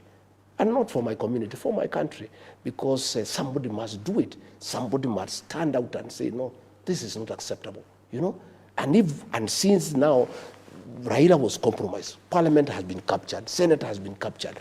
Some character somewhere must stand up and say, no, we must stand up for the people of Kenya. That is what I'm doing. A closing statement from you, Mr. Gachagua? Yeah? Your closing thoughts? I want to say, I have seen our sugar factories in Western Kenya, Nzoia, Mumias, Chemil. They have all been leased. People have been rendered redundancy, and the sugar industry has collapsed. Bomas of Kenya has been leased to some Asians, you know, and Bomas of Kenya is a cultural heritage. Now we are giving to Asians to run our own culture. You know, everything is being leased. And when you ask William Ruto, he is saying, because of mismanagement, we must lease everything to people who can manage them properly for a profit. What I want to ask my brother, William Ruto, if the solution to mismanagement is leasing, since you have mismanaged Kenya, please advertise for the leasing of Kenya for the next 2 years. We get some people to lease Kenya because you are saying that is a solution. And finally, let me say this, Yvonne, I want to thank you and the media for what you are doing for Kenya, and you must continue. I want to acknowledge our TikTokers. They have become a powerful tool of communication in this country. I saw the other day Kipchumba Murkomen threatening our TikTokers that they should not push what I say. The TikTokers don't push anything from anybody, they push content. If you are saying something that is sensible and something that they think the people of Kenya need to know, they do it. So I want to thank our influencers, our TikTokers, our media for education, and you must continue doing it, you know. And I want, like now, please find out, I am told the Kenya School of Government, yeah, they also want to listen to some people from Dutch to do some housing. That's a very important institution for our governance.